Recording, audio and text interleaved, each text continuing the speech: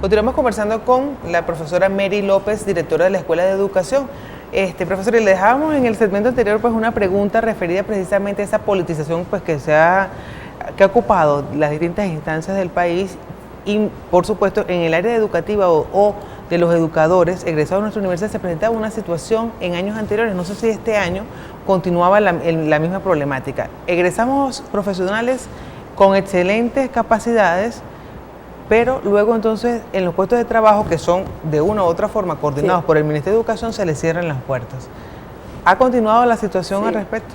Efectivamente, la Constitución Nacional, la Ley Orgánica de Educación, la Ley del Estatuto de la Función Pública prohíben, pero lo prohíben tajantemente, la injerencia partidista o de otra naturaleza no académica en todos los procesos de selección, de ascenso, de egreso de lo que se llama la carrera docente.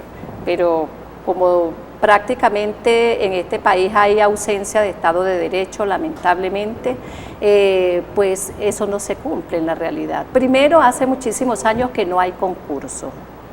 Entonces el proceso de selección del personal docente es absolutamente discrecional para las autoridades. Entonces, ¿qué sucede? Y eso también en otra oportunidad lo conté yo aquí. Me decía un funcionario de la Dirección de Educación y también otro de la zona educativa, estudiantes de nuestra facultad, que había un procedimiento muy claro para la selección. Y eran dos filtros específicos. Uno, pues el interesado, egresado con sus títulos, lleva su currículum con todos sus recaudos, etcétera, y lo reciben en cualquiera de esas instancias. ¿Qué sucede luego? Bueno, me decía uno de los jóvenes, el primer filtro es la lista Tascón y continúa vigente.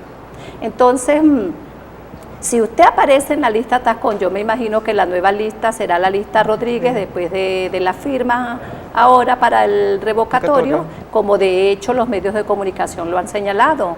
Funcionarios a los que han obligado a retirar la firma, so pena de que los despidan. Y ustedes saben que con la situación crítica del país, el pequeño salario es un bozal arepa, me perdonan la expresión. Sí.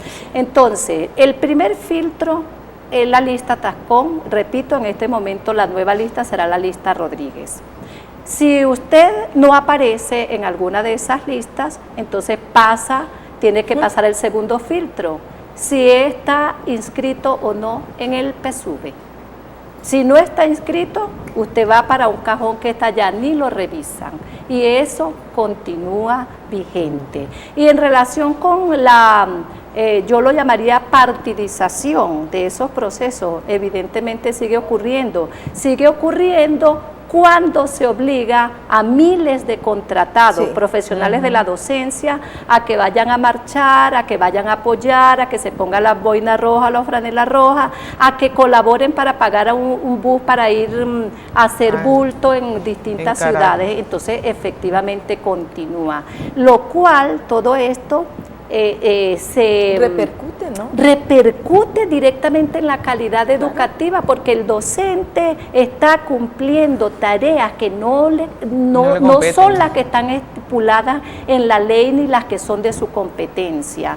En ninguna parte, yo por eso invito a todos los profesionales de la docencia, de acá, del Estado Mérida o de cualquier otra región del país, que revisen las normas, que sepan que aunque este gobierno no respeta el Estado de Derecho, nosotros como ciudadanos tenemos que exigir día a día el respeto por nuestros derechos constitucionales y legales, y que un funcionario público, entre esos un docente de carrera, o independientemente de que no sea fijo, un docente contratado, debe reclamar a sus superiores cuando lo están obligando a hacer tareas que no son las propias de la docencia, porque eso se expresa, se manifiesta, tiene sus consecuencias directas en la educación de nuestros niños, y ese es el deterioro que estamos viendo también en nuestra sociedad. Y en base a eso, para nadie es mentira la preocupación que hoy por hoy existe en la sociedad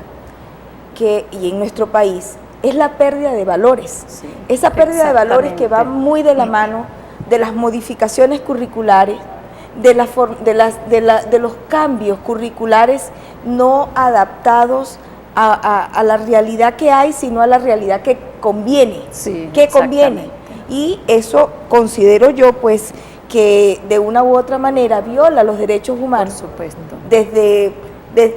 partiendo de los derechos propios del niño cuando sale de su casa a los derechos que tiene en el colegio, en la escuela. De ahí el maltrato, de ahí la deserción, que más adelante quisiéramos que nos hablara un poco sobre cómo estamos con respecto a la deserción estudiantil en las escuelas, porque eso para nadie es mentira. Y los cambios curriculares van a conllevar a que si no hay un freno, la pérdida de valores educativos en nuestro país, y ahí está la eliminación de temas, la eliminación de materias, la eliminación de campos educativos que tienen que ser manejados inclusive y de las niños. Horas efectivas, como las decisiones con el corte de la electricidad, las horas efectivas de clase. Sí. Ya no son las 200 horas establecidas por ley, sino las que se den durante el año. Pero, profesora, de ahí creemos que es el punto de partida de la deserción estudiantil que hay.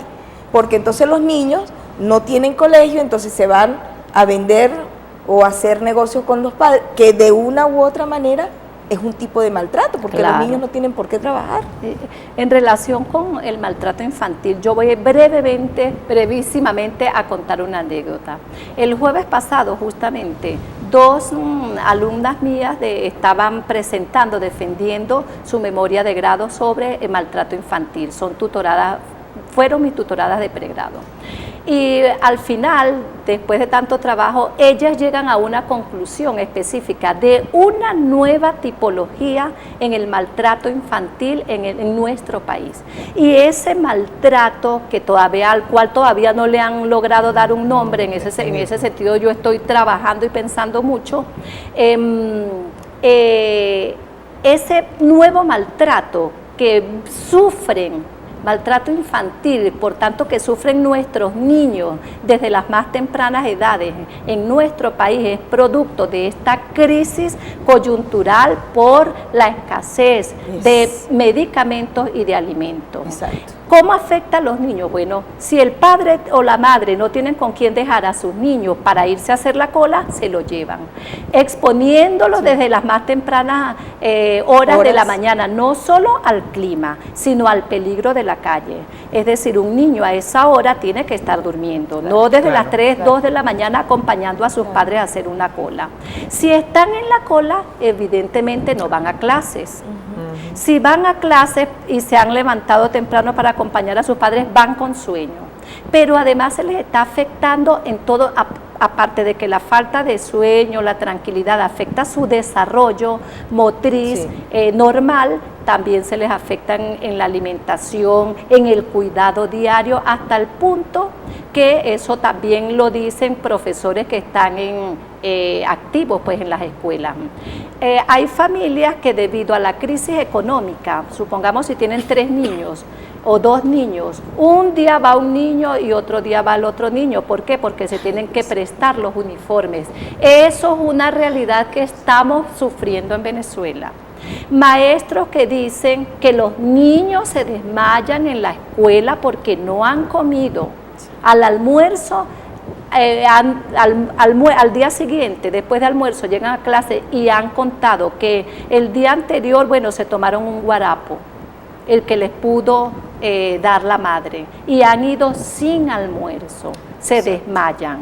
Eso sí, en este país al gobierno no le falta dinero para invertir en armas, para invertir, se acaba de crear una nueva misiones a las que se les inyectan recursos. Exactamente, se le inyectan recursos sin rendición de ningún tipo. Y mientras tanto, el interés superior del niño, que es uno de los principios fundamentales en la protección del niño, niña y adolescente, es inexistente. Los derechos humanos, pues por supuesto, si nos ponemos a hablar de derechos humanos, pues aquí nos pasaríamos días y días enumerando todo lo que nos está sucediendo como sociedad. Lamentablemente esa es la realidad que nos está afectando. Algunas personas lo niegan, otras culpan pues a las personas menos impensables que pudieran culparse, incluso a los padres mismos y a los niños, etcétera, como en el caso de las muertes violentas, bueno, ¿qué hacía esa persona allí a esa hora?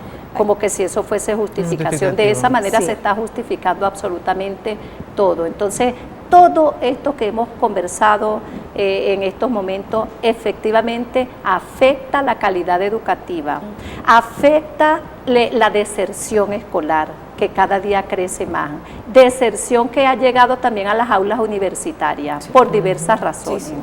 Y una de ellas, evidentemente, es la crisis económica, la falta de alimentos, la falta de medicamentos, etcétera, que hace que muchos estudiantes tengan que suspender o abandonar sus estudios, bueno, hasta que haya un giro, hasta que tengamos mejores oportunidades, bueno, hasta no sabemos cuándo.